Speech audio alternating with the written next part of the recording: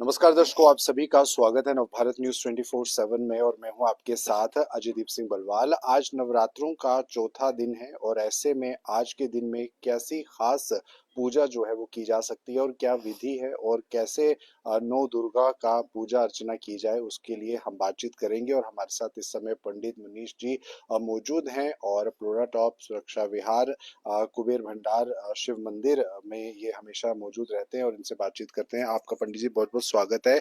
क्या कहेंगे आज नवरात्रों को लेकर? आज चौथा नवरात्रा है, किस तरह की विधि रहती है पूजा की और आज के दिन की क्या मान्यता है? जी, जय श्री राम, जय माता दी। सर्वमंगल मांगल्ये शिवे सर्वार्थ साधिके शरण्ये त्र्यंबके गौरी नारायणी नमस्ते। हमारे देश विदेश में सभी सनातन धर्म प्रेमी हिंदुओं को, माता रानी के भक्तों को नवरात्रि की हार्दिक शुभकामनाएं। माता रानी सबकी बल झोलियां भरे, सबकी मनोकामना परिपूर्ण करे। देखिए, ये जो नवरात्रि है, 9 दिन के जो नवरात्रे आते हैं, माता रानी के अलग अलग रूप होते हैं। अलग अलग रूपों में माँ भगवती का पूजन किया जाता है। और जो अनुष्ठान लोग करते हैं, अपने घरों में हवन यज्ञ पूजा करवाते हैं, तो विशेष माता रानी की कृपा होती है। कहते हैं कि माँ भगवती जो है नवरात्रों में धरती पर होती है और अपने भक्तों की जो है कामना परिपूर्ण करती हैं। तो जैसे कि आपने पूछा कि माँ भगवती के जो 9 रूप होते हैं, नव दुर्गा कहते हैं, जिसमें कहते हैं प्रथमम शैलपुत्री, द्वितीयम ब्रह्मचारिणी, तृतीयम चंद्रगंडा कुष्मांडा, चतुर्थकम पंचम स्कंद माता, षष्टम कात्यायनी, सप्तम कालरात्रि, महागौरी अष्टकम, नवम सिद्धिदात्री, नव दुर्गा प्रकृता। अलग अलग रूप में जो अलग अलग दिन में। तो इस बार आपको बता दें आपके व्यूअर्स को कि इस बार जो नवरात्रे हैं एक बढ़ गया है, यानी कि 9 नवरात्रे पूरे और आगे दशहरा है, 10 नवरात्रे हैं। नवरात्रे जो बढ़ना जो है शुभ माने जाते हैं। कम नहीं होने चाहिए, बढ़े तो और अति शुभ होते हैं। जी पंडित जी, विधि क्या है माता की पूजा की? किस तरह से देवी देवताओं को प्रसन्न किया जाए? कई बार होता है कि विधि जो है वो लोगों को नहीं पता होती और पूजा किस तरह से की जाती है? जी जी। देखिए, ऐसे अनुष्ठान भगवती का, माता रानी का अपने घर में जो 9 दिन का अनुष्ठान कुछ लोग करवा रहे हैं, खुद भी करते हैं। दुर्गा सप्तशती का पाठ किसी पंडित जी द्वारा करवाते हैं, हवन करवाते हैं। जहाँ तो दुर्गा स्तुति जो हिंदी में है, जो वो पढ़ सकते हैं अपने घर में, रोज उसका पाठ करना चाहिए।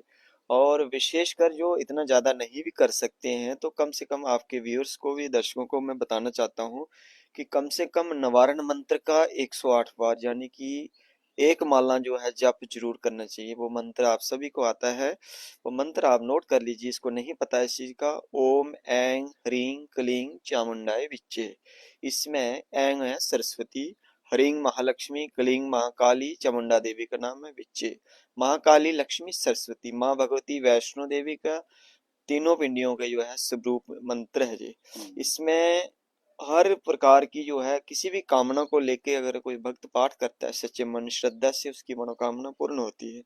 जो बच्चे पढ़ने में कमजोर होते हैं, कुछ बच्चे माँ बाप हमें बोलते हैं, टिप्पणी दिखाने के लिए हमारे पास भी आते हैं, देखिए पढ़ने के लिए थोड़ा सा वीक है बच्चा, हम्म। तो उसको ओम ऐं नमः मंत्र का मतलब सरस्वती मंत्र की जाप करते हैं। जहाँ तो पूरा कर सकते हैं तो पूरा करें, जहाँ कोई गणेश चालीसा का, जहाँ सरस्वती चालीसा, जहाँ इस प्रकार मतलब गायत्री मंत्र का पाठ करें। नवरात्रों में जो भी अनुष्ठान कोई पूजन हम करते हैं तो वो सिद्ध हो जाता है।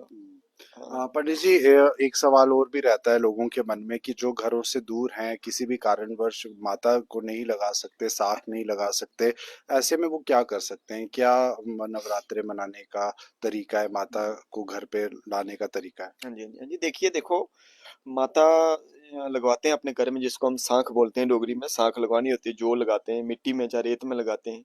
तो कुछ लोग मतलब बाहर होते हैं, अपने घर बनाए, जैसे जम्मू में या कहीं फ्लैट्स वगैरह लिए हुए हैं, तो वो कभी कभी आते हैं बीच में। तो जब हम माता घर में लगाते हैं, अखंड ज्योत जब हम घर में लगाते हैं, तो वो घर बंद नहीं होना चाहिए, वो घर हमेशा खुला रहना चाहिए दिन रात को, उसमें ताला नहीं लगाया जाता है। अगर मजबूरी है तो कहीं आगे पीछे जाना है, तो चलो कम से कम घर में ऐसे ही जोत जला दो, धूप बत्ती करो, पूजा करो, माता रानी का जाप करो, जब भी है भजन कीर्तन करो, माता रानी के भजन लगा दो अपने घर में। तो चालीसा का पाठ लगा लो, दुर्गा स्तुति का पाठ करें। जहाँ से मोबाइल, आजकल तो देखो बड़ा अच्छी फैसिलिटीज हो गई है, मोबाइल में लगा सकते हैं। कोई भी मंत्र है जो नहीं आता है तो यूट्यूब में देख सकते हैं आप।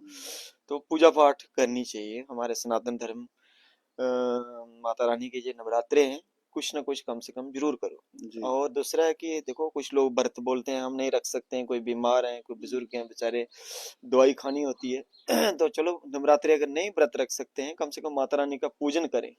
और दूसरी चीज आपको ये भी मैसेज देना चाहता हूँ सभी व्यूअर्स को कि नवरात्रों में कम से कम लहसुन प्याज तो नहीं खाएं, कम से कम प्याज का सेवन, तामसिक चीजों का जो सेवन जो है नहीं करना चाहिए माँ भगवती के नवरात्रि। अच्छा। पंडित जी, एक आखिरी सवाल आपसे ये रहेगा, तो कई लोग हैं जिनको सूतक लगे होते हैं जिनके घर पे, या जो नया विवाहित जोड़ा है, क्या उनको भी व्रत रखना चाहिए या वो कैसे रख सकते हैं? नहीं नहीं, देखिए जो सूतक वाले हैं पूजा अगर नहीं करनी है, जोत नहीं जलानी है, तो फिर उसमें नहीं करते हैं, माता सांख वगैरह तो नहीं लगानी चाहिए घर में फिर। हम्म। हाँ, तो नवविवाहित जो है वो कर सकते हैं व्रत? पूजा कर सकते हैं अगर पूजा पाठ कर सकते हैं अपने घर में, अगर इच्छा है तो कर सकते हैं, उसमें कुछ नहीं है। अगर घर में किसी के कोई मृत्यु इत्यादि कोई सूतक वगैरह कुछ हो जाता है तो 1 साल के अंदर नहीं लगवाते हैं, वो अलग चीज है। अच्छा। तो खुशी में तो लगानी चाहिए ना। तो बिल्कुल दर्शकों, जाहिर सी बात है कि नवरात्रे हैं और ऐसे में आप भी माता भगवती की स्तुति कीजिए, पूजा कीजिए और पापों से दूर रहिए, और जो विधि है हमारे सनातन धर्म में पूजा पाठ को लेकर उसे अपनाएं। और कई सारी चीज़ें आज इंटरनेट पे भी अवेलेबल है, क्या प्रोसेस विधि रहती है माता की पूजा की, अर्चना की, तो वो आप ज़रूर जो है उसको फॉलो करें। तो ये थी खास बातचीत। इंटरव्यू को ज़रूर ज़्यादा से ज़्यादा शेयर कीजिए। मुझे दीजिए इजाज़त। नमस्कार। जय माता।